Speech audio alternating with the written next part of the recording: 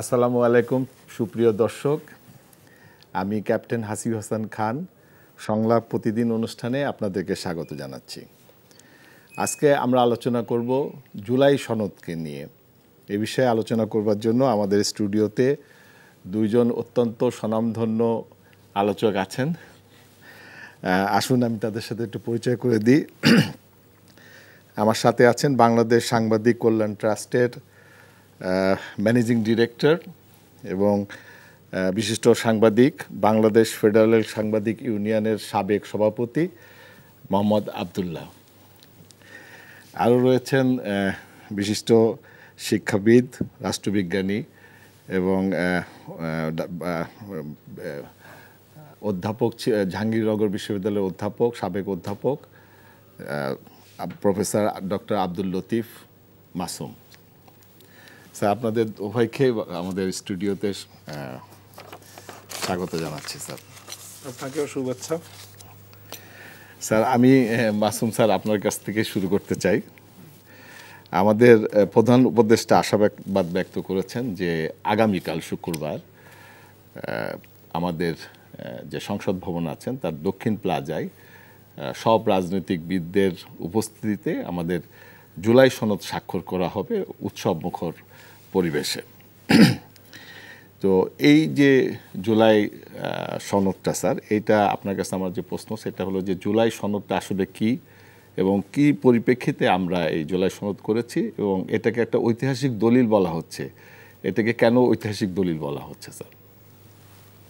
আসলে বিষয়টি এই জাতির জন্য খুবই গুরুত্বপূর্ণ এবং তাৎপর্যপূর্ণ এই কারণে যে রাষ্ট্র ব্যবস্থার যে ওলটপালট, যে বিপ্লবটি হলো 2024 সালে, সেই 24 সালের বড় একটি আকাঙ্ক্ষা ছিল সংস্কার প্রস্তাবনা।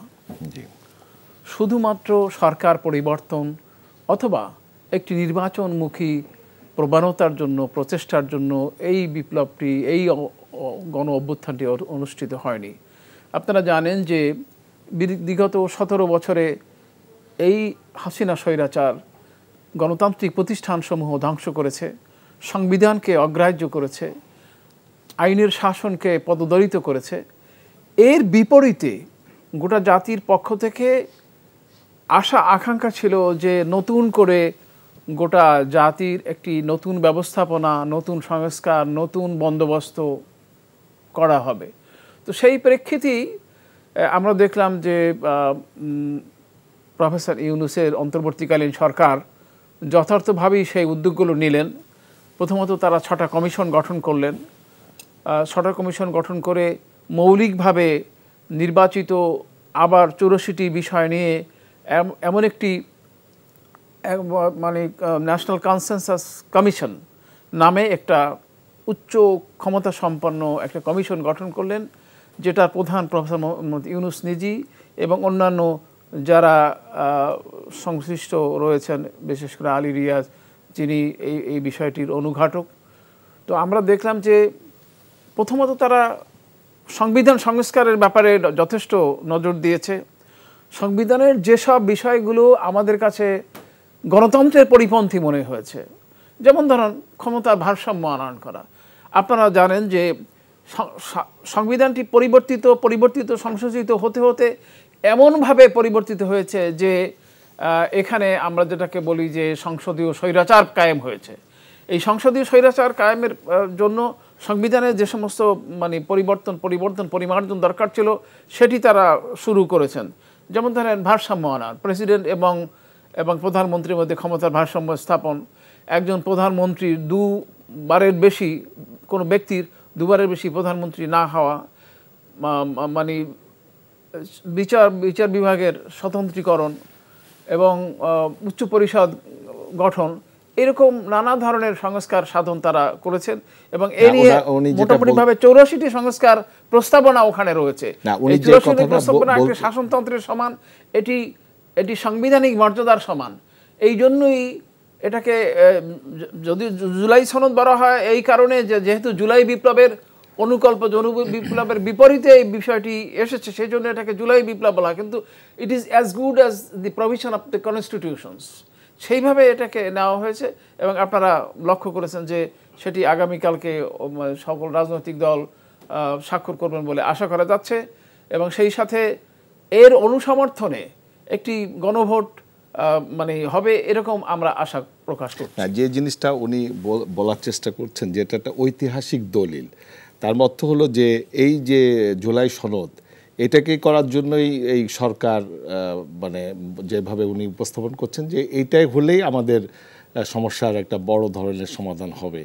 এটা আশা করা যায় যে এই যে প্রস্তাবনা এসছে, এই প্রস্তাবনা বিগত 54 বছরে যে শাসনতান্ত্রিক জটিলতা, কুটিলতা এবং অনিয়ম অন্যায় যেগুলো হয়েছে সেগুলোর একটা মোটামুটি একটা সমাধান, সব কিছু যে সমাধান হয়ে যাবে এমন তো না, তো এটার একটা মোটামুটিভাবে একটা কাঠামো দাঁড় করিয়েছে এবং সেই সাথে যদি নির্বাচনটি হয়ে যায় তাহলে পরে এই সংস্কারের পরবর্তীকালে যে নির্বাচনটি হবে সেই নির্বাচনের মাধ্যমে যে সরকার নির্বাচিত হবেন, যে সরকারই হোক, সেটা তারা এই প্রস্তাবনার ভিত্তিতে জাতিকে এগিয়ে নিয়ে যাবেন, এইটাই হচ্ছে মূল কথা। এবং সেটা যদি সত্যি সত্যি অর্থে প্রস্তাবনার মূল নীতি অনুযায়ী দেশটা পরিচালিত তাহলে একটি গণতান্ত্রিক, মানবিক এবং মানবাধিকার সমৃদ্ধ একটি জাতি আমরা উপহার পাবো বা আমাদের রাষ্ট্র ব্যবস্থা আমরা বলতে চাচ্ছি 54 বছরের ইতিহাস দেখে আমরা বলতে চাচ্ছি যে আমাদের সংবিধানের সমস্যা ছিল, আমাদের বিভিন্ন আইন কানুনের সমস্যা ছিল, যে সমস্যার জন্যেই আমরা ফ্যাসিস্টের উত্থান হয়েছে। সুতরাং এই সংবিধানের এই যে জুলাই সনদ যেটা, এটাকে যদি বাস্তবায়ন করা যায় তাহলে দেশ আগামীতে একটা সুষ্ঠু ধারায় ফেরত আসবে স্যার।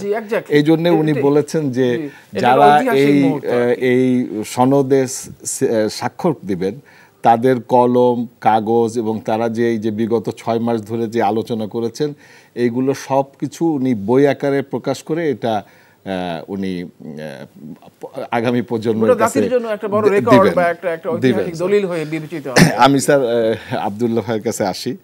তো আব্দুল ভাই, এইটা একটা জুলাই সনদ আমরা দেখছি যে এটা খুবই একটা গুরুত্বপূর্ণ বিষয় আমাদের জাতির জন্য এবং ডক্টর ইউনূস সরকার যে এই গত 1 বছরে যে কাজটা করেছেন উনি বলেছেন যে অসম্ভবকে সম্ভব করা হয়েছে এবং এটা আমাদের দেশের ইতিহাস হয়ে থাকবে এবং সবাই এই যারা পার্ট নিচ্ছেন এরা সকলেই ইতিহাসের পার্ট হয়ে থাকবে। কিন্তু আমরা প্রথম আলোর আজকের যে খবর দেখছি যে আগামীকাল এটার শোয়ের ব্যাপার আছে, স্বাক্ষরের ব্যাপার আছে, কিন্তু সেখানে দেখা হচ্ছে যে মানে বিএনপি প্রস্তুত এটাকে স্বাক্ষর করতে, জামাত এর এখনো অস্পষ্ট এবং এনসিপি বিবেচনাধীন আছেন। আপনি কি বিষয়টা কীভাবে দেখছেন? ধন্যবাদ। এই এনটিভির এই শো যারা দেখছেন এবং ভার্চুয়াল জগতে দেখবেন সবাইকে শুভেচ্ছা জানাচ্ছি। আমার সহ আলোচক প্রিয় ভাই, বিশিষ্ট অত্যন্ত খ্যাতনামা কলামিস্ট, তিনি শুধু শিক্ষাবিদই নন, আব্দুল লতিফ মাসুম ভাই এবং আপনি উপস্থাপক, সবাইকে শুভেচ্ছা জানাই। দেখুন, আমরা জুলাই সনদের কথা এতক্ষণ যা বললেন আমি জাস্ট সেটার সাথে যদি যোগ করি, তিনি যেখানে শেষ করেছেন সেখান থেকেও যদি আমি শুরু করি যে এই সনদটির মাধ্যমে আমরা কি চাচ্ছি, আমাদের মূল টার্গেটটা কি? আমাদের মূল টার্গেটটা হচ্ছে যে ফেসিবাদের পুনরুত্থান যাতে না হয়। ফেসিবাদী রাষ্ট্র যে 15.5 বছর শেখ হাসিনা যে দানবীয় শাসন কায়েম করেছিল সেরকম দানবের পুনরাবৃত্তি, দানবীয় শাসনের পুনরাবৃত্তি যাতে না হয় এটা চাচ্ছি। এই জায়গাটা নিশ্চিত করার জন্যই কিন্তু বাকি সব যত আয়োজন সেটা এই বিষয়টাকে নিশ্চিত করার জন্য। কিভাবে শেখ হাসিনা দানবীয় হয়ে উঠেছিলেন? কারণ 2008 সালে যখন নির্বাচনটা হয় সেটাও একটা বোঝাপড়ার নির্বাচন হয়েছিল যে 111 সরকার সেই 2007 সালে সেনা সমর্থিত সরকারের মাধ্যমে পুরো রাষ্ট্রটাকে আমাদের প্রতিবেশী দেশের গোলামে পরিণত করা হয়েছিল। তারা তখন বলেছিল যে বাংলাদেশ আর কখনো দিল্লির রাডারের বাইরে যেতে পারবে না। যথার্থভাবেই গত 15 বছর দিল্লির রাডারের মধ্যেই আমরা ছিলাম। আমাদের সব কিছু সেখান থেকে সিদ্ধান্ত এসছে, এখানে বাস্তবায়িত হয়েছে। ইভেন এখানে ক্যাবিনেট যেটা গঠিত হতো সেই ক্যাবিনেটে দিল্লির স্টেক ছিল, সেখানে দিল্লি কতটা দিবে সেটার একটা ব্যাপার ছিল। সর্বশেষ যে নির্বাচন হয়েছে সেখানে কতজন এমপির নমিনেশন দিল্লি থেকে আসবে সেটার একটা নির্ধারিত কোটা ছিল যে দিল্লি থেকে এতজনকে দিয়েছে প্রশ্নহীনভাবে। সেই যে রাতের ভোট বলেন বা সেটা ডামি নির্বাচন বলেন, এই প্রত্যেক জায়গায় কিন্তু তাদের একটা স্টেক ছিল যে আমরা এতজনকে দিব, প্রশ্নহীনভাবে আমাদেরকে দিতে হবে। যে সরকারগুলো গঠিত হয়েছে সেখানে গুরুত্বপূর্ণ পররাষ্ট্র মন্ত্রণালয়, অর্থ মন্ত্রণালয়, স্বরাষ্ট্র মন্ত্রণালয়, শিক্ষা মন্ত্রণালয়, এই মন্ত্রণালয়গুলোর সিদ্ধান্ত ওখান থেকে আসতো। তারা আগেই চেয়ে নিয়েছে তোমাদেরকে ক্ষমতায় রাখবো, এই মন্ত্রণালয়গুলো আমরা যাদেরকে পছন্দ করব, আমাদের যারা গোলামি করবে বিশ্বস্ত গোলামদেরকে এখানে বসাতে হবে। এইভাবেই কিন্তু একে একে পুরা রাষ্ট্রটাকে তারা গ্রাস করে ফেলেছিল।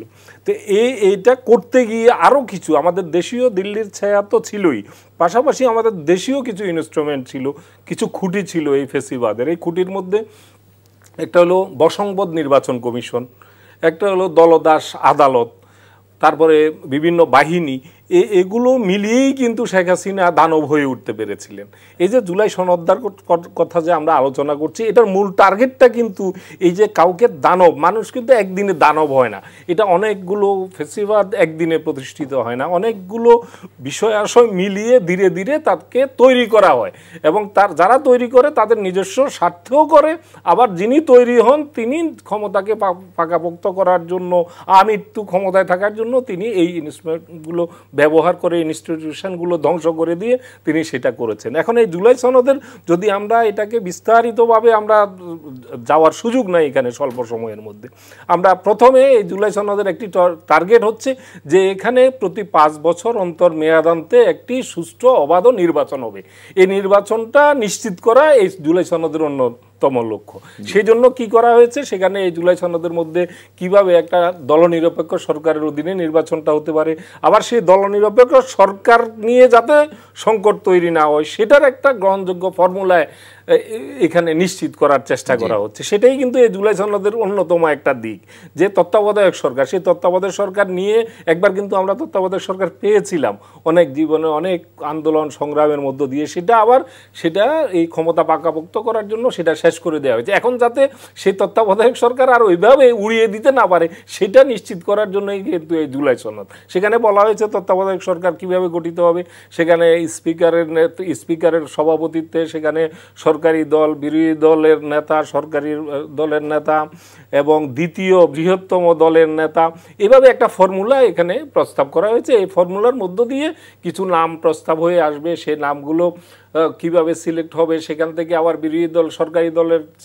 চয়েসের যে 5 জন থাকবেন সেখান থেকে বিরোধী দল একজনকে পছন্দ করতে হবে, বিরোধী দলের চয়েসের যে 5 জন থাকবেন সেখান থেকে অবশ্যই সরকারি দলে একজনকে পছন্দ করতে হবে, আবার তৃতীয় দল যেটি থাকবে তাদের পছন্দ থেকে একজনকে পছন্দ করতে হবে। এদের মধ্যে ভোটাভুটি করে যারা সদস্য থাকবেন তারা ভোটাভুটি করে 4-1 ভোটে যিনি নির্বাচিত হবেন তিনি তত্ত্বাবধায়ক সরকারের প্রধান হবেন।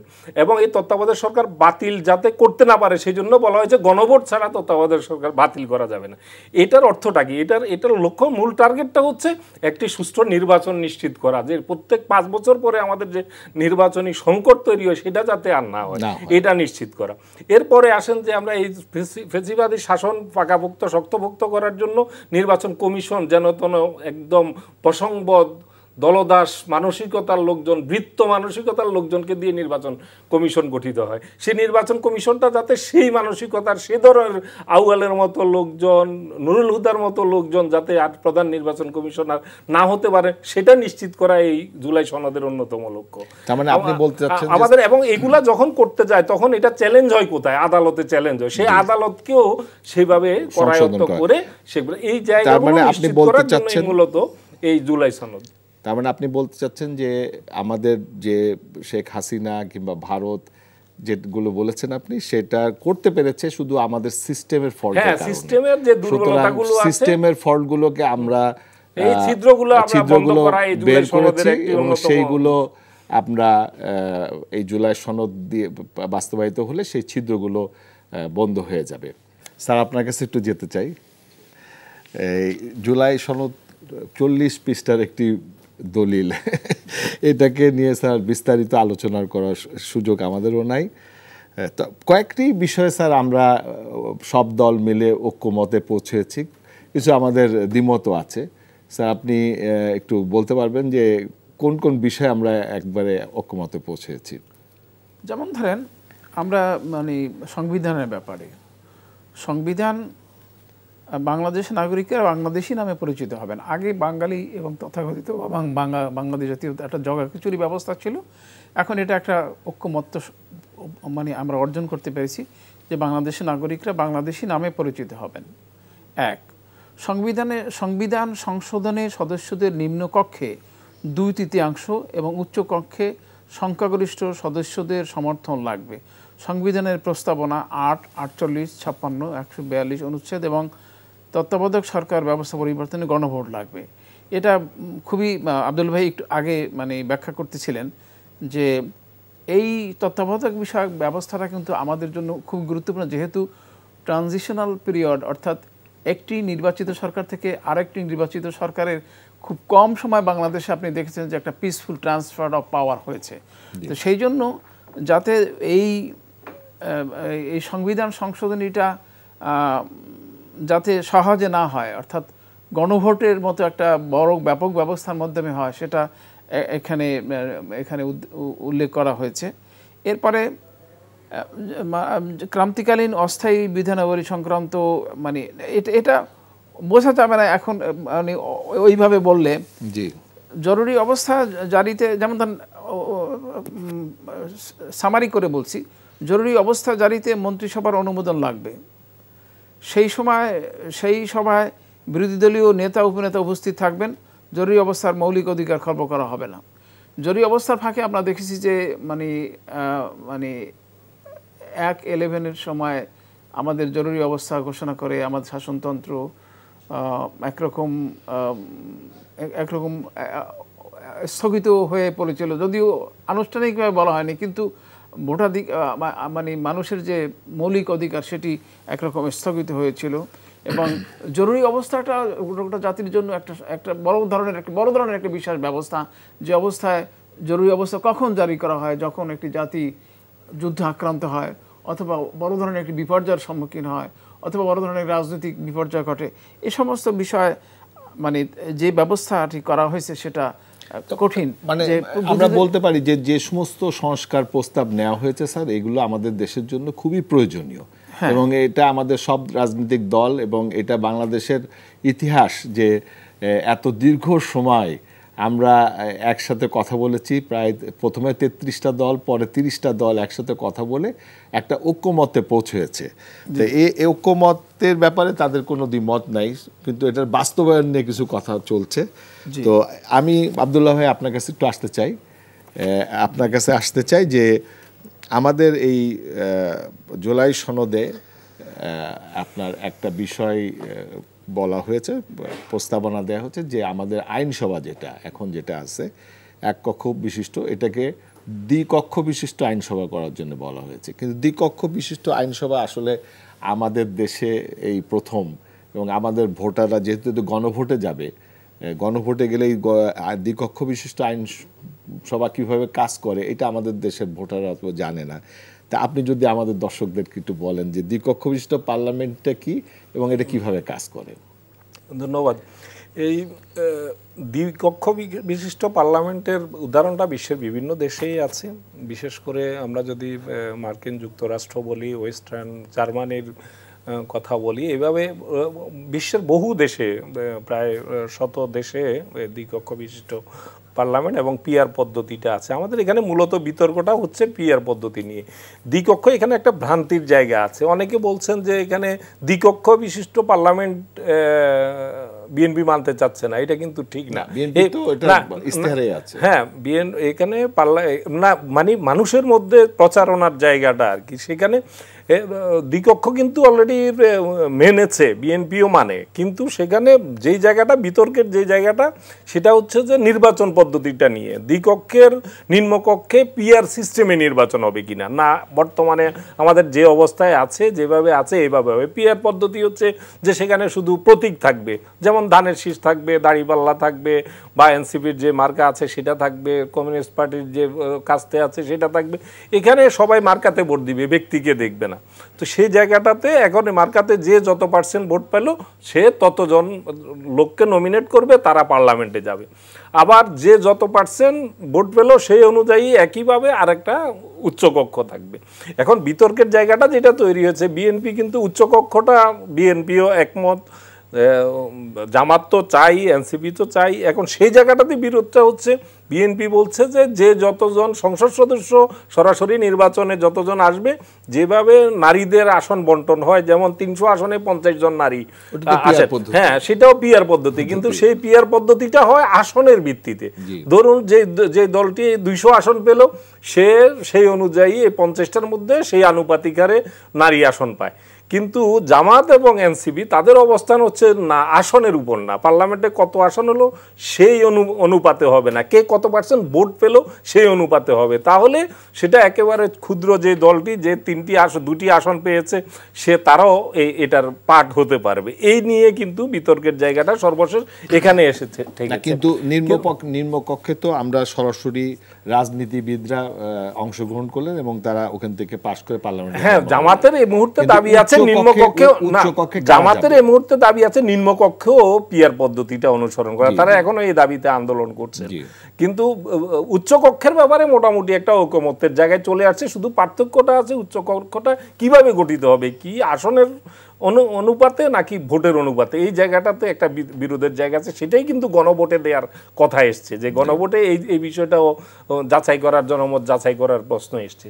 জি না, আমি বলছি যে মানে নিম্নকক্ষে তো আমরা রাজনীতিবিদদের পাচ্ছি, উচ্চ কক্ষে কি রাজনীতিবিদরাই যাবে না অন্য? এটা তো নির্ভর করবে রাজনৈতিক দলগুলোর উপর। রাজনৈতিক দলগুলো বিশেষ করে বিএনপি, যে তারা তাদের পক্ষ থেকে যেটা এর আগেও তাদের যে 30 দফা 31 দফা যে তারা ঘোষণা করেছে, সেখানে কিন্তু তারা বলেছে যে এখানে নির্বাচনের মাধ্যমে, ভোটাভুটির মাধ্যমে আসতে পারেন না এমন অনেক বিজ্ঞ মানুষ আছেন, যারা বিভিন্ন পেশাজীবী আছেন, বিভিন্ন সমাজের বিভিন্ন পর্যায়ের প্রতিনিধিত্ব করেন, তারা নির্বাচনের মাধ্যমে তাদের পার্লামেন্টে কন্ট্রিবিউট করা সম্ভব হয় না।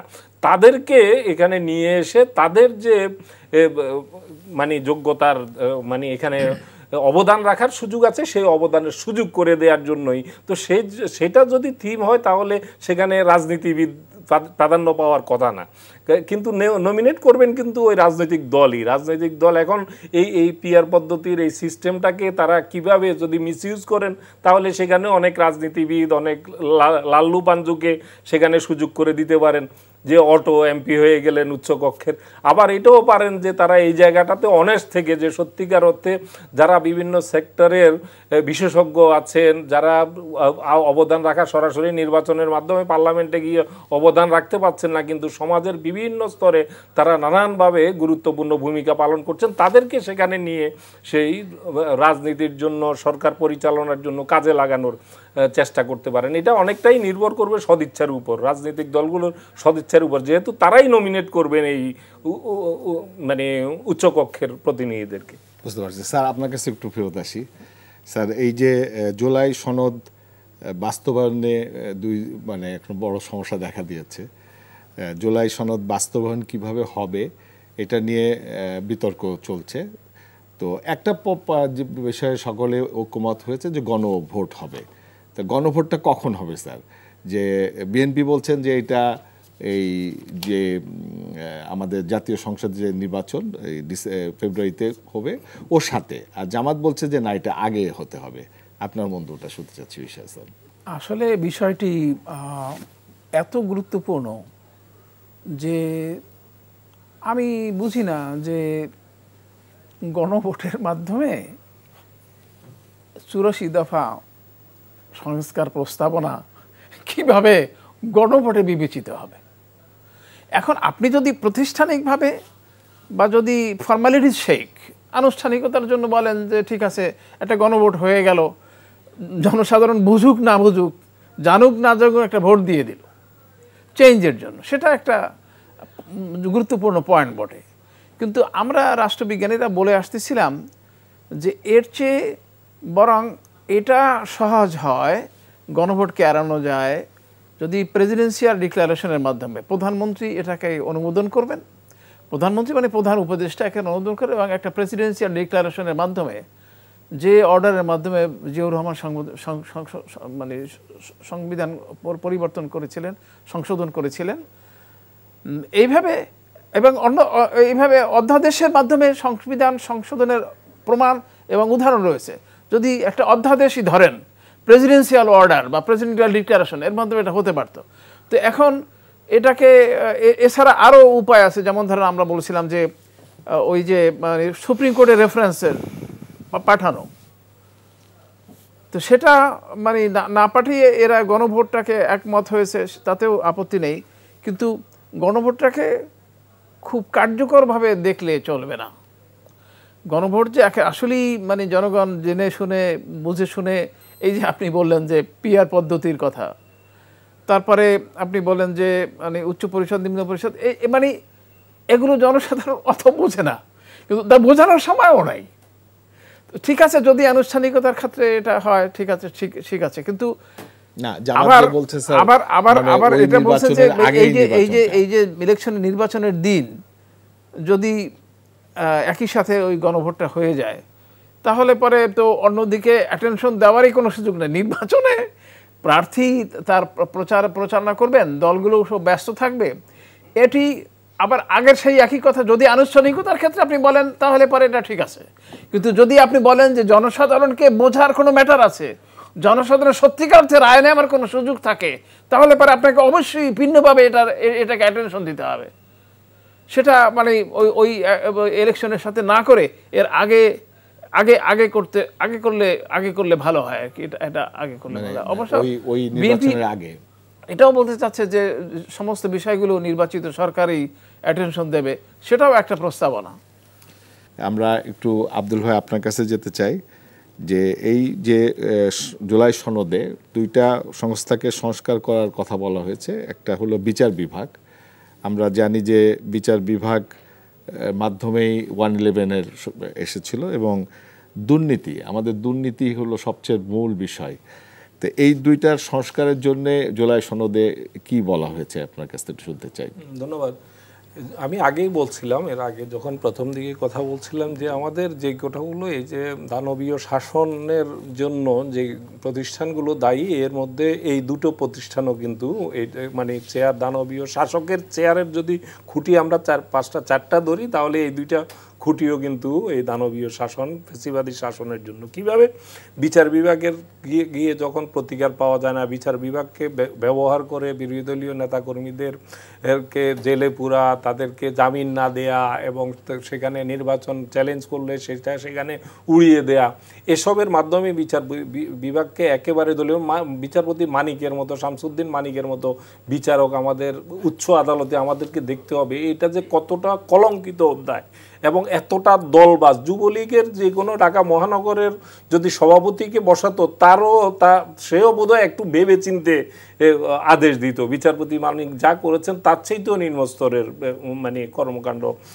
সেটা নুইসেন্স করেছেন, এবং তাকে সেডিস্ট হিসেবে পার্লামেন্টে পর্যন্ত তাদের সেই দলের লোকজনই সেডিস্ট হিসেবে তাকে আখ্যায়িত করতে হয়েছে তার পাগলামির কারণে, স্বভাবের কারণে। রাস্তা দিয়ে যাচ্ছে, তাকে সেলুট দেয় না, এই জন্য সেখানে তাকে আবার ওখানে বিচারকের আসনে বসে তাকে তুলে ডেকে নেয়া, ইভেন আইজিপিকে ডেকে নিয়ে সেখানে, এই বিষয়গুলো আমরা বিচারাঙ্গনে দেখেছি। এটা যে কলঙ্কিত ইতিহাস গত 15 বছরের বিচারাঙ্গনে, এর থেকে উত্তরণের জন্যই কিন্তু এই সনদে বলা হয়েছে যে এতদিন বিচারকরা নিয়োগ করতেন, এটা নামকাওয়াস্তে রাষ্ট্রপতির হাতে ছিল, কিন্তু পুরো বিষয়টা প্রেসিডেন্টের হাতে ছিল, এই প্রধানমন্ত্রীর হাতে ছিল। এই প্রধানমন্ত্রী যাদেরকে চয়েস করতেন, এই যে আমরা যে দেখলাম প্রধান বিচারপতি সুরেন্দ্র কুমার, এসকে সিনহাকে কিভাবে কি করা হয়েছে আমরা চোখের সামনে সেটা দেখলাম। পৃথিবীর ইতিহাসে কোথাও এরকম একজন প্রধান বিচারপতিকে এতটা লাঞ্ছিত হয়ে ইভেন মানে লিটারারি ছটথাপ্পড় খেয়ে দেশ ত্যাগ করতে হয়েছে, এবং তাকে ক্যান্সারের রোগী বানানোর মতো মানে হাস্যকর বিষয়াদিও আমরা দেখেছি, যে গোয়েন্দা সংস্থার লোকজন তাকে কিভাবে অস্ত্রের মুখে তাকে বের করে তার কাছ থেকে মন মতো রায় আদায় করার জন্য। যদিও এই এসকে সিনহাই এর আগে তাদের মতো করে অনেক অপকর্ম করেছেন তাদের। তো এইটার থেকে বেরিয়ে আসার জন্য এখানে বিচার বিভাগ গঠনের ক্ষেত্রে, প্রধান বিচারপতি নিয়োগের ক্ষেত্রে দুটো অপশন রাখা হয়েছে, যে জ্যেষ্ঠতম আপিল বিভাগের জ্যেষ্ঠতম বিচারপতি এবং অথবা দ্বিতীয় যিনি থাকবেন তিনি, তাদের মধ্য থেকে করতে হবে এবং এটার এখতিয়ারটা পুরোপুরি রাষ্ট্রপতির হাতে দেওয়া হয়েছে। এবং বিচার মূলত হাইকোর্ট থেকে যদি নিচের থেকেই যদি দলবাজ বিচারপতি উঠতে থাকেন তাহলে তো আপিল বিভাগ থেকে নিলে তাই হবে। এ কারণে হাইকোর্ট বিভাগে বিচারপতি নিয়োগের ক্ষেত্রেও সেখানে বলা হয়েছে যে এখানে সরকার, বিরোধী দল, স্পিকার এই জায়গাগুলো একটা কমিটি গঠন করার ব্যবস্থা রাখা হয়েছে, সেই কমিটির মাধ্যমে এটা নিয়োগের ব্যবস্থা করা হয়েছে। এটা একটা বিষয়। আর একই সঙ্গে এই যে দুর্বিনীত শাসকের আরেকটা হাতিয়ার হলো দুদক। এই দুদককে দিয়ে বিরোধী দলকে যখন মোকাবেলা করতে পারে না তখন বিরোধী দলের যুগ যুগ আগের কোনো একটা ফাইল ধরে তাকে দুদকে তলব করা, জেলে পুরার জন্য দুদককে হাতিয়ার হিসেবে ব্যবহার করা, সাজা দিয়ে দেওয়া যেখানে, এবং কাউকে সরকারি দলের যখন দুর্নীতিবাজ ধরা পড়ে, আপনারা দেখেছেন পদ্মা সেতুর দুর্নীতি কিভাবে ক্লিন সার্টিফিকেট সেখানে দুদকের মাধ্যমে দেওয়া হলো। তার বিনিময়ে কিন্তু আজকে রাষ্ট্রপতি যিনি আছেন তখনকার পারপাসগুলো সার্ভ করেছেন বলে তাকে পুরস্কৃত করা হয়েছে। পরবর্তীতে এরকম আরও দুদকের যারা আপনারা জানেন ঠিক। তো এই অবস্থা থেকে দুদককে বের করে আনার জন্য সেখানেও দুদকের চেয়ারম্যান এবং কমিশনাররা কীভাবে নিয়োগ হবেন, সেখানে যাতে এই নিরপেক্ষতাটা যেভাবে নির্বাচন কমিশন যেভাবে নিয়োগ হবে সেভাবে। আবার এই দুদকটা কিন্তু বর্তমানে সাংবিধানিক প্রতিষ্ঠান না, যে কারণে তারা একেবারে সরকারের ইনস্ট্রুমেন্ট হিসেবে, হাতিয়ার হিসেবে ব্যবহার হয়। এই জুলাই সনদে দুদককে সাংবিধানিক প্রতিষ্ঠান হিসেবে স্বীকৃতির কথা বলা হয়েছে।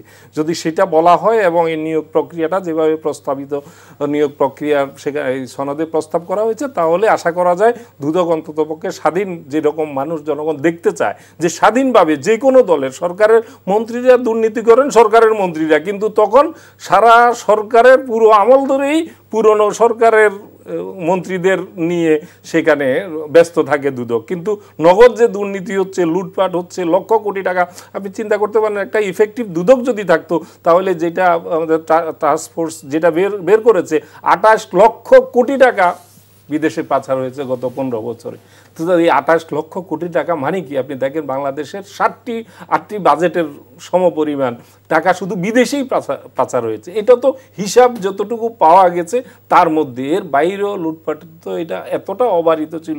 দুদক কিন্তু সেটা চোখে দেখে নাই। দুদক কবে 15-16 বছর আগে, 20 বছর আগে বিএনপির কোন মন্ত্রী কোথায় ছিলেন, কোন পদে ছিলেন, তার ফাইল নিয়ে অমুকের ট্যাক্স দিয়েছে কিনা, ছোটোখাটো 2-4 হাজার 5 লাখ টাকার নিয়ে তারা দুদক ব্যস্ত ছিল। সরকারের এজেন্ডা বাস্তব, আমরা দেখছি যে সরকারের এজেন্ডা বাস্তবায়ন। দুদক এই যে বের করেছে এখন, তার মানে দুদক ইচ্ছা করলে বের করতে পারে, কিন্তু ওই সরকারের কারণে বের করতে পারে না। সরকারের দিকে তাকিয়ে থাকতে হয় দুধের। এটা হলো যে সূর্যমুখী ফুলের মতো, যে সূর্যমুখী সূর্য যে দিকে ঘুরে সেই দিকে সূর্যমুখী ফুল কিন্তু ঘুরতে থাকে। সেটা ওই সরকারের দিকে তাকিয়ে থাকে। এই প্রতিষ্ঠানগুলো সরকারের দিকে তাকিয়ে থাকে, সরকারের মন মর্জির দিকে। সরকার কোন দিকে ইশারা দিল তাকে যে ধরে নিয়ে আসবে, তাকে কিভাবে সাইজ করতে হবে। তাকে যদি আমরা একটা সাংবিধানিক প্রতিষ্ঠানে তৈরি করতে পারি এবং তারা যদি নিজেরা কাজ করতে পারে তাহলে জাতির জন্য সেটা মঙ্গলজনক হতে পারে। অবশ্যই অবশ্যই। স্যার, আপনার কাছে একটু ফিরি। আমরা এই কয়েকটি ছাত্র সংসদের নির্বাচন দেখেছি।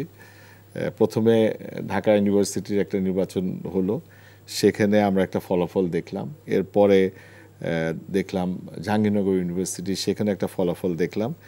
এবং গতকালকে আজকে ফলাফল বেরিয়েছে, চিটাগং ইউনিভার্সিটিতে একটা ফলাফল বেরিয়েছে। তো এই 3টা নির্বাচনেই আমরা দেখছি একটা বিশেষ দলের ছাত্র সংগঠন তারা ভালো করছেন। এটার ব্যাপারে আপনার মূল্যায়ন শুনতে চাই স্যার। আর সেই সাথে স্যার আপনার কাছে আরেকটু জিজ্ঞাসা করব যে স্যার 73 সালে ঢাকা ইউনিভার্সিটিতে একটা নির্বাচন হয়েছিল, সেই নির্বাচন সম্বন্ধে আপনি একটু বলবেন স্যার। স্মৃতি কথা বলতে গেলে 73 সালের নির্বাচনে আমি ঢাকা বিশ্ববিদ্যালয়ের ছাত্র। জি স্যার। সবেমাত্র ভর্তি হয়েছি। আমি SM হলে গিয়েছিলাম, আমি ভোট দিয়েছি, SM হলেই ভোট দিয়েছি। তো সন্ধ্যায় ঠিক একেবারে সূর্য অস্ত যাবে বা মাগরিবের আজান হবে, ঠিক এই সময় হল থেকে বেরোচ্ছি, হঠাৎ করে কারেন্ট চলে গেল। আমি মনে করলাম যে বোধহয় বিদ্যুৎ চলে গেছে, কারেন্ট চলে গেছে, কিন্তু না, বিদ্যুৎ বন্ধ করে দেওয়া হয়েছে এবং আমার চোখের সামনে দিয়েই শেখ কামাল বাহিনী ভোট বাক্স ছিনতাই করে নিয়ে গেল কোথাও। তো সেটা হলো নিজের চোখের সামনে দেখা সেই যে দৃশ্যাবলী দেখেছি। এবং তারপরে তো ওই একই ধরনের দৃশ্যাবলী আমাদের জাতীয় নির্বাচনে দেখতে হয়েছে। এটা অত্যন্ত আনন্দের বিষয়, এটা অত্যন্ত ওটা মানে গুরুত্বপূর্ণ বিষয় যে এই সরকার এই অন্তর্বর্তীকালীন সময়কালে আমরা অন্তত ছাত্রদের ডাকসু জাকসু চাকসু রাকসু নির্বাচনগুলো আমরা দেখতে পেরেছি। এটা ছাত্রদের একটা পাওয়ার এক্সারসাইজের ব্যাপার। এবং আমরা তো সবাই বলি যে আমরা সবাই তো বলি যে মানে এই গত নির্বাচন গত 17 বা গত দীর্ঘকালীন সময় ছাত্র নেতৃত্বের আবির্ভাব আমরা দেখিনি। আমরা ছাত্র নেতৃত্বের মাধ্যমেই তো রাজনৈতিক নেতৃত্বের মানে আবির্ভাব হয় বা তাদের অভ্যুত্থান হয়, মানে তাদের বিকাশ ঘটে, কিন্তু সেটি আমরা লক্ষ্য করিনি। তো এবারে আমরা লক্ষ্য করলাম যে ঢাকা বিশ্ববিদ্যালয় নির্বাচন হয়েছে এবং জাহাঙ্গীরনগর বিশ্ববিদ্যালয় নির্বাচন হয়েছে এবং গতকালকে তো চট্টগ্রাম বিশ্ববিদ্যালয় নির্বাচন হয়েছে। নির্বাচনে এটা একটা অত্যন্ত তাৎপর্যপূর্ণ ব্যাপার এবং এটা খুব আনন্দের কথা বা একটা আদর্শের পক্ষে ছাত্র সমাজের যে এই রায় আদর্শের পক্ষে বলাও খুব কঠিন হবে। তার কারণ হলো যে যেভাবে যে কায়দা করে ছাত্র শিবির নির্বাচন করেছে, যেমন ধরেন ছাত্র শিবির সবাইকে নিয়ে নির্বাচন করেছে, এটা একটি নতুন স্ট্র্যাটেজি যে ছাত্র শিবিরকে মনে করা হয় যে একটি শুধুমাত্র একটি দলীয় ব্যাপার, শুধুমাত্র একটি রাজনৈতিক সংগঠনের সদস্য বা তারা একটি বন্ধত্ব, তারা একটি মানে একটা মতাদর্শগত একটি তাদের সীমাবদ্ধতা আছে। কিন্তু আমরা এই প্রথমবারের মতো লক্ষ্য করলাম যে ডিফারেন্ট স্ট্র্যাটেজি বা কৌশল অবলম্বন করে তারা মানে এই ছাত্র সংসদে জিততে পারে। এমনি তো ছাত্র শিবিরের মানে এই যে সাংগঠনিক শৃঙ্খলা বা নিয়ম অনুবর্তিতা বা তাদের যে আত্মসমীক্ষা বা আত্মসমালোচনা আত্মবিকাশের যে বিভিন্ন বিষয় আছে, প্রফেসর মির্জা ফখরুল ইসলাম আলমগীরও ওই অনেক আগে এই বিষয়টা প্রশংসা করেছিলেন। তো সেদিক দিয়ে ছাত্র শিবির মানুষের মানে বিশেষ করে ছাত্রদের জয়লাভ করেছে এবং এদিকে একটা প্রচ্ছন্নভাবে এটা কথা বলে রাখা ভালো যে 2024 সালে যে নির্বাচন যে অভ্যুত্থানটি হয়েছে, গণ অভ্যুত্থানটি হয়েছে, আমরা মানে প্রচ্ছন্নভাবে হলেও আমরা এটা দেখেছি যে এখানে একটি মতাদর্শগত বিজয় আমি বলবো না, সেখানে একটি ধর্মীয় মূল্যবোধের একটি প্রভাব বা মানে অনুরণন অনুকরণ অনুরণন ছিল। তো সেটাও একটা অনুভূত হয়েছে যে ঢাকা বিশ্ববিদ্যালয়ে মানে এই একটা বিশেষ ছাত্র সংগঠন জয়লাভ করেছে, এটা তাদের জন্য খুবই গুরুত্বপূর্ণ। এবং আপনারা জানেন যে ঢাকা বিশ্ববিদ্যালয় তো মিনি পার্লামেন্ট বলা হয় বা বাংলাদেশের এই জনগণের এই মানে ভোটের পূর্বাভাস বিবেচনা করা হয়। সবসময় যে ভোটের পূর্বাভাস হয়েছে তারা 72 সালে, আমার তো মনে আছে 72 সালে যে ছাত্র ইউনিয়ন নিরঙ্কুশ বিজয় লাভ করলো, তারপরে তারা আর আগুতে পারল আগালো জাসাদ, অর্থাৎ জনগণের সামনে যারা থাকে, জনগণকে নিয়ে যারা এগুতে চায় তারাই আগিয়ে যায়।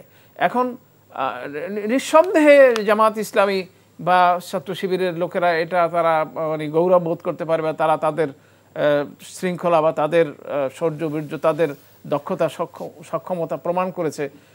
কিন্তু রাজনৈতিকভাবে যদি তারা এই সক্ষমতাটা প্রমাণ করতে পারে তাহলে পরেই হয় না হয় সার্থকতা। কিন্তু অনেকেই মনে করেন যে ছাত্র সংগঠনগুলোর নির্বাচন যেমন অতীতে এরকম হয়নি, সব নির্বাচনগুলো এরকম হয়নি যে ছাত্র ডাকসুতে জিতেছে তো সারা দেশেই জিতেছে, এরকম না। না, সেটা বিএনপি সালাউদ্দিন সাহেব বলেছেন যে ছাত্র এই নির্বাচনের সাথে জাতীয় নির্বাচনের কোনো ফলাফলের কোনো নাই।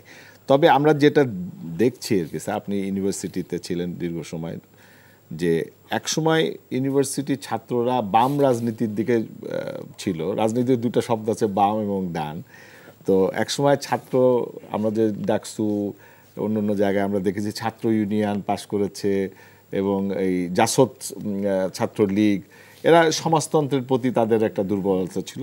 কিন্তু এখন আমরা দেখছি যে ছাত্র শিবির, যাদেরকে আমরা ডানপন্থী মনে করি, আগে তাদেরকে রাজাকার বলা হতো, সেই রাজাকারটাও এই যারা ছাত্ররা সেটাকে আর ওইভাবে গ্রহণ করছে না। কিন্তু তারা তার এই শিবিরকে ভোট দিচ্ছে। তার মানে কি আমরা ডানপন্থীর দিকে একটু ঝুঁকে পড়ছি? ডানপন্থী না হলেও একটা মূল্যবোধের দিকে, যে মানে এটা 2024 সালের যে অভ্যুত্থান, একটা মূল্যবোধে বিশ্বাসী, তারা ইসলামী মূল্যবোধে বিশ্বাসী। ইসলামী মূল্যবোধ, এটা খুব একটি চরমপন্থী কোনো বিষয় না। মানে আপনারা লক্ষ্য করেছেন যে এই যে জনগণ বিক্ষোভ করেছে, জনগণ অভ্যুত্থান করেছে, মানে প্রধানমন্ত্রীর অফিসের সামনে, অফিসের লক্ষ লক্ষ মানুষ সেখানে মানে গেছে, কিন্তু কেউ তাকে বলে নাই যে আপনি নারায়ে তাকবীর মানে স্লোগান দেন, কিন্তু এই জনগণই নারায়ে তাকবীর স্লোগান দিয়েছে। তার মানে হচ্ছে যে একটা ধর্মীয় অনুভূতি আমাদের সামনে রয়েছে, যে অনুভূতিটি প্রকাশিত হয়েছে সাধারণ স্বতঃস্ফূর্তভাবে সাধারণ মানুষের এই তাকবীর ধ্বনির মাধ্যমে। এবং তারাই আবার কেউ তাকে বলে দেয়নি যে মানে মূর্তিগুলো উৎপাটন করতে হবে। আমি অবাক হয়ে যাই, কি শক্তপোক্ত মূর্তিগুলো মানুষ দা কুড়াল খন্ত দিয়ে তাদের রাগের বহিঃপ্রকাশ হিসাবে সেগুলো করেছে। এইগুলো একটা হয় কি 15 বছর বা 17 বছরে ইসলামের প্রতি যে অবিচার অন্যায় করা হয়েছে বা যে দলন করা হয়েছে, নিপীড়ন নির্যাতন করা হয়েছে, সেটা আপনি এটা বলতে পারেন এটা রেজাল্ট বা একটা, ওই যে আমরা বলি না উই ডোন্ট অ্যাক্ট বাট আমরা বলতে পারি যে ছাত্রদের মধ্যে যে একটা বামদের সমাজতন্ত্রের প্রতি যে আমাদের একটা বিশাল দুর্বলতা ছিল, সেখান থেকে আমরা একটু ফেরত আসতেছি এবং ইসলামী মূল্যবোধের দিকে আমরা ধীরে ধীরে আগাচ্ছি। স্যার আপনার কাছে একটু আমরা আসি। স্যার বলবেন কিছু? আমি যেটা বলতে চাচ্ছিলাম যে 89-এ সমাজতন্ত্রের পতন হয়েছে, সোভিয়েত ইউনিয়নের পতন হয়েছে, তো গোটা বিশ্বে একটা পতন হয়েছে। কিন্তু হাসির কথা, এই যে জাহাঙ্গীরনগর বিশ্ববিদ্যালয় কলা ভবনের সামনে এখনো আছে কিনা আমি জানি না, লেনিন এখনো জরুরি।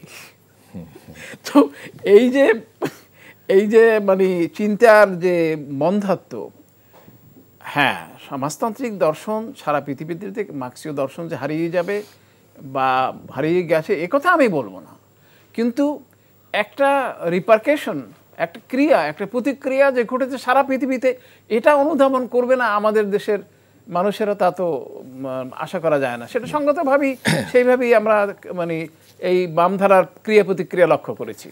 স্যার আমি একটু আব্দুল ভাই আপনার কাছে আসতে চাই।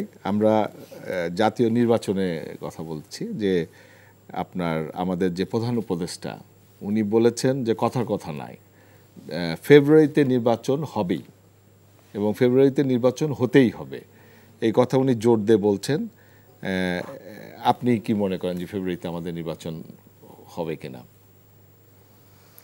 দেখুন, এই যে ওনাকে বারবার বলতে হচ্ছে যে ফেব্রুয়ারিতে নির্বাচন হবেই, এটার মধ্যেই তো একটা প্রশ্নের জায়গা থাকে যে নিশ্চয়ই এটা নিয়ে মানুষের মধ্যে এখনো কিছুটা সংশয়ের জায়গা আছে, যে কারণে তাকে বারবার বলতে হচ্ছে কথাটা। নির্বাচনের একটা তারিখ ঘোষণা, একটা সম্ভাব্য সময় ঘোষণা করার পরে তারপরও বারবার কেন বলতে হচ্ছে এই কারণে যে রাজনৈতিক দলগুলোর মধ্যে কিছু কিছু বিষয়ে, যেটা আমরা এতক্ষণ আলোচনা করলাম জুলাই সনদ ইস্যুতে, কিছু ইস্যুতে এখনও মতভিন্নতাটা মানুষকে একটু উদ্বেগের জায়গায় নিয়ে যাচ্ছে, মানুষের মধ্যে শঙ্কা তৈরি করছে, সংশয় তৈরি করছে, যে মানুষ ভাবছে এমনটা যে জামাত যদি শেষ পর্যন্ত পিআর পদ্ধতি ছাড়া ইলেকশন না করে তাহলে নির্বাচন হবে কিভাবে, এটা মানুষের ভাবনার মধ্যে আসছে, যে কারণে সরকার প্রধান হিসেবে তাকে আশ্বস্ত করতে হচ্ছে যে নির্বাচন কিন্তু ফেব্রুয়ারির মধ্যেই হবে। আইন উপদেষ্টা বারবার বলছেন যে আমাদের এছাড়া কোনো বিকল্প কোনো চিন্তা আমাদের মধ্যে নাই, আমরা ফেব্রুয়ারির মধ্যে নির্বাচন দিয়ে আমরা চলে যেতে চাই। একই সঙ্গে এনসিপির তরুণদের দল, তাদের সর্বশেষ অবস্থা হয়তো আপনারা জানেন যে আজকে সংবাদ সম্মেলন করে তারা বলেছে যে তারা জুলাই সনদে সই করবে না। এটা কিন্তু সর্বশেষ ডেভেলপমেন্ট, যে তারা বলেছে যে জুলাই সনদের তারা পার্ট হবে না, ওখানে কালকের প্রোগ্রামেও যাবে না, এমনটাই আজকে দুপুরে তারা জানিয়েছে। তো এটা একটা উদ্বেগের জায়গা, সবার মধ্যেই একটা আশঙ্কা, উদ্বেগ। দল হিসেবে তাদের কতটা এনসিপি ম্যাটার করে তার চাইতে বড় কথা হলো তারা জুলাই অভ্যুত্থানে নেতৃত্ব দিয়েছে। তাদেরকে আমরা যতই ছোট বলি, যতই উপেক্ষা করি না কেন, এটা সেই সত্য অস্বীকার করা যাবে না। এই তরুণরাই বুক চিতিয়ে বুক টান করে দাঁড়ানোর কারণে আমরা সবাই তাদের পাশে দাঁড়াতে পেরেছি। রাজনৈতিক দলগুলো যারা গত 15 বছর 17 বছর ধরে লড়াই সংগ্রাম করে একটা প্রেক্ষাপট পটভূমি তৈরি করে রেখেছিল বটে, কিন্তু তাদের মধ্য থেকে কেউ এভাবে বুক টান করে গুলির সামনে, বন্দুকের সামনে সেভাবে দাঁড়ানোর নজির সৃষ্টি হয় না। দাঁড়াতে পেরেছে, আবু সাঈদরা দাঁড়াতে পেরেছিল বলেই কিন্তু পুরো দেশের রাষ্ট্রের এই যে আন্দোলনের মুভমেন্টের সেটা বিস্ফোরণের জায়গা তৈরি হয়েছে। তো তারা যদি এটা থেকে, এই প্রক্রিয়া থেকে সরে দাঁড়ায়, তাহলে এটা নিশ্চয়ই এটার একটা দুর্বল জায়গা থেকে যাবে জুলাই সনদের। আমি যতটুকু জানি দুপুরে এই ঘোষণা করার পরে সরকারের পক্ষ থেকে সক্রিয় হয়েছে, তাদেরকে কিভাবে কালকের অনুষ্ঠানে রাখা যায় এবং জুলাই সনদের সাথে তাদেরকে সম্পৃক্ত করা যায়। যদি সেখানে তাদের দাবি, যদিও খুব অত্যন্ত শক্তপোক্ত দাবি, তারা বলেছে যে জুলাই সনদ বাস্তবায়নের যদি এখানে কোনো বিষয় সুনির্দিষ্টভাবে না থাকে তাহলে এই সনদ সই করার কোনো কার্যকারিতা নাই, এই সনদের পাঠ হয়ে লাভ নাই। এ হচ্ছে নাহিদ ইসলাম, যিনি এনসিপির আহ্বায়ক, তিনি সংবাদ সম্মেলন করে এটা জানান দিয়েছেন। তারপর থেকেই কিন্তু এই জুলাই সনদটা, আগামীকালের জুলাই সনদ স্বাক্ষরের অনুষ্ঠানটি নিয়ে সবার মধ্যে এক ধরনের মানে সংশয়ের জায়গা তৈরি হয়েছে। তাহলে কি হবে কালকে?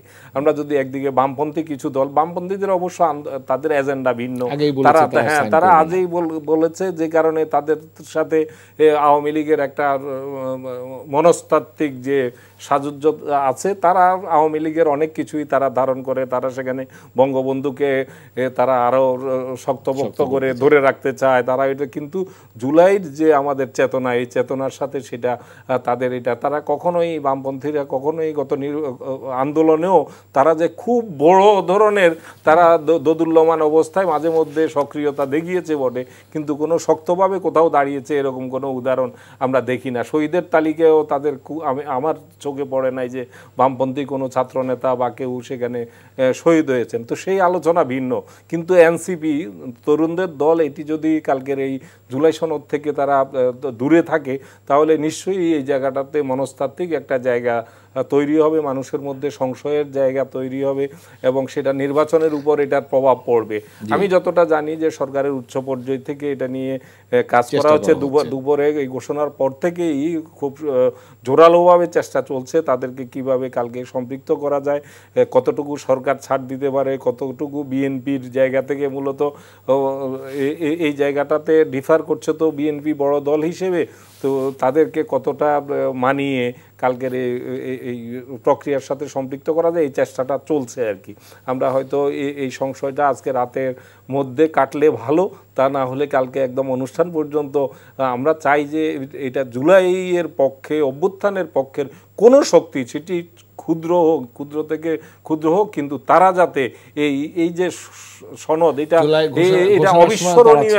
অবিস্মরণীয় একটি সনদের এই সনদ, এবং এখানে যে সংস্কারগুলো এনে আমরা যতভাবেই বিশ্লেষণ করি না কেন, এগুলো যদি বাস্তবায়ন হয়, আমি একটা ভালো দিক দেখছি, সেটা হচ্ছে যে বিএনপির বিরুদ্ধে বা জামাতও অনেকগুলোর ক্ষেত্রে, কিন্তু বিএনপির কথাটা যতটা আলোচনায় আসছে যে তারা আপত্তি জানিয়েছে, জামাতও তালিকা যদি দেখা যায় তাহলে জামাতও অনেকগুলো বিষয়ে দ্বিমত পোষণ করেছে। জামাতের ভিন্ন মতে জাতীয় আমাদের চোখে পড়ে, বিএনপির ভিন্ন মত এটা আছে, জামাতেরটা আছে, জামাত এখনো নিশ্চিত করে নাই, কিন্তু আমরা আশা করছি যে জামাত শেষ পর্যন্ত সই করবে। আমি শেষ করে দিচ্ছি এইভাবে যে আমরা চাই যে এখানে একদম ভেদাভেদ ভুলে, ব্যক্তিগত এজেন্ডা বাদ দিয়ে, যে সবাই অন্তত পক্ষে এই জুলাই সনদটার মধ্যে যাতে কোনো কালির স্পট না থাকে, এটা সবাই সম্মিলিতভাবে অভ্যুত্থানের শক্তির সবাই যাতে এটার সাথে সম্পৃক্ত হয় এবং সেটা শেষ পর্যন্ত যাতে এই ভেদাভেদটা, এই মতভিন্নতাটা, এই মত পার্থক্যটা গুছিয়ে এনে এক জায়গায় আনা যায়, তাহলেই এই সার্থক হবে। না হলে প্রশ্নবিদ্ধ জুলাই সনদ দিয়ে আমাদের তেমন কিছুই হবে না। স্যার, আপনার কাছে একটু আসি, এই জুলাই সনদ যদি একসাথে আমরা সকলে মিলে না স্বাক্ষর করতে পারি, তাহলে এই যে ঐতিহাসিক এই জিনিসটা, এগুলো সবই বৃথা যাবে স্যার। তা আপনার কাছে আসে, আপনি বলেছেন যে ফেব্রুয়ারি নির্বাচনের আগে এই গণভোট নির্বাচন হলে ভালো হয়, আপনি এরকম একটা কথা বলেছেন। কিন্তু এই জিনিসটাই বিএনপির অনেক মানে যারা বিএনপির পক্ষে কথা বলেন তারা বলছেন যে এটা জামাতের একটা পরিকল্পনা। সেটা হলো যে ফেব্রুয়ারি আসতে তো আর 4 মাস আছে হাতে, তো এই 4 মাসের আগে যদি তারা একটা নির্বাচন করে, এই গণভোট, এবং সেই গণভোটের নির্বাচনে যদি তারা একটা হট্টগোল হয় কোনোভাবে, তখনই তারা এই ফেব্রুয়ারির নির্বাচনটা বানচাল করার একটা সুযোগ পাবে। এইভাবে বিএনপির থিঙ্ক ট্যাঙ্কাররা চিন্তা করছেন, আপনি কিভাবে চিন্তা করেন স্যার এটা? আমি জামাতের মানে যে প্রস্তাবনা বা জামাতের যে স্ট্যান্ড, এটাকে ওই সুদূর প্রসারী চক্রান্ত বা পরিকল্পনা ষড়যন্ত্রের অংশ হিসাবে দেখি না। আমার কাছে একজন রাষ্ট্রবিজ্ঞানী হিসাবে আমার মনে হয়েছে যে এটা জামাতের পক্ষ থেকে একটা কৌশল, চাপ প্রয়োগ কৌশল। অর্থাৎ এই যে প্রস্তাবনা 84 দফার যে প্রস্তাবনা, এই প্রস্তাবনাটি আসলেই আলোচিত হওয়া দরকার, জনগণকে জানানো দরকার। এবং এই যে কথাটি মানে আব্দুল্লাহ ভাই যথার্থভাবেই বললেন যে এই যে অ্যাপ্লিকেশন, চার্টার্স তো আছে, কিন্তু চার্টার তো কাগজে চার্টার, এই কাগজে চার্টার যারা বাস্তবায়ন করবে তারাই গুরুত্বপূর্ণ। তো সেই গুরুত্বপূর্ণ অংশ হচ্ছে বিএনপি, সেই গুরুত্বপূর্ণ হচ্ছে জামাত, এনসিপি। তারা যদি সেটাকে এন্ডোর্স না করে, যদি বুঝে শুনে জাতির একটা ঐক্যমত্যর মধ্য দিয়ে অগ্রসর না হয়, তাহলে পরে ভবিষ্যৎ কিভাবে নির্মিত হবে? তো সেই জন্য আমরা মনে করি যে এই রাজনৈতিকভাবে রাজনৈতিক বিষয়গুলো মোকাবেলা করা দরকার। জুলাই সনদটি গোটা জাতির তরফ থেকে একটি ঐতিহাসিক বিষয়। এই ঐতিহাসিক বিষয়টি ঐতিহাসিক প্রক্রিয়ার মধ্য দিয়েই সম্পন্ন হতে পারে। এটি পৃথকভাবে একটি গণভোট হতে পারে এবং গণভোটের পরে ওই চার্টারের মধ্যেই এটি নিশ্চিত করতে হবে যে অ্যাপ্লিকেশনটা, বাস্তবায়নটা কিভাবে হবে, বা সময়ের কথা বলা হয়েছে, বা কি প্রক্রিয়ার মাধ্যমে বাস্তবায়ন হবে সেটি বলা হয়েছে। এটা স্পষ্ট যে এনসিপি বা জামায়াত ইসলামী তারা নির্বাচনের ব্যাপারে দ্বিমত পোষণ করছে, নির্বাচনের ব্যাপারে দাবি দাবা পেশ করছে, কিন্তু তারা মানে নির্বাচন কিন্তু মানে পিছিয়ে যাক বা নির্বাচন বানচালের কথা তারা এখন পর্যন্ত বলেনি। তার মানে হচ্ছে এই যে তারা তাদের রাজনৈতিক সীমাবদ্ধতার মাধ্যমে, তাদের কৌশলের মাধ্যমে তারা একটি রাজনৈতিক অর্জন তারা অ্যাচিভ করতে চায়। তারা জুলাই সনদ বাস্তবায়নের একটি নিশ্চিত অবস্থান চায় এবং তারা এটা একটা ডিক্লারেশন চায়। কালকে যদি সকলেই যদি এটা এন্ডোর্স করে, তাহলে পরে এটা গোটা জাতির জন্য, জাতীয় ঐক্যমত্য যে সংকট চলছে, এই জাতীয় ঐক্যমত্য সংকটের ক্ষেত্রে বড় ধরনের বিজয় বলে আমরা ধরে নিতে পারি। আর না হলে এটা প্রশ্নবিদ্ধ থেকেই যাবে। সুপ্রিয় দর্শক, আমরা এতক্ষণ ধরে জুলাই সনদ নিয়ে আলাপ করলাম। আমাদের দুইজন বিজ্ঞ আলোচক যে জিনিসটা বললেন যে জুলাই সনদ একটি খুবই গুরুত্বপূর্ণ একটি বিষয়, যেটার বাস্তবায়ন আমাদের দেশের জন্য খুবই প্রয়োজন। দীর্ঘ সময় ধরে আমাদের রাজনৈতিক দলের নেতারা আলোচনা করেছেন এবং তারা প্রচুর পরিশ্রম করে এসে এই জুলাই সনদটাকে একটি দাঁড় করিয়েছেন এবং এই জুলাই সনদের ভিতরে যা আছে আমরা বিস্তারিত আলাপ করতে পারিনি, কিন্তু এইগুলি সবই দেখা গেছে খুবই রাষ্ট্রের জন্য খুবই প্রয়োজনীয়। তো এই সনদটা সকলে মিলে ঐক্যবদ্ধভাবে স্বাক্ষর করুন, ঐতিহাসিক বিষয় দলিল হোক, এটা আমাদের সকলের আশা, এবং সেই সাথে ফেব্রুয়ারিতে নির্বাচন হোক, এটাও আমাদের সকলের আশা। এবং এই আশা নিয়ে আজকের মতন এই অনুষ্ঠান এখানে শেষ করছি। আপনারা ভালো থাকবেন, সুস্থ থাকবেন। আগামীতে আবার আপনাদের সাথে দেখা হবে। আসসালামু আলাইকুম।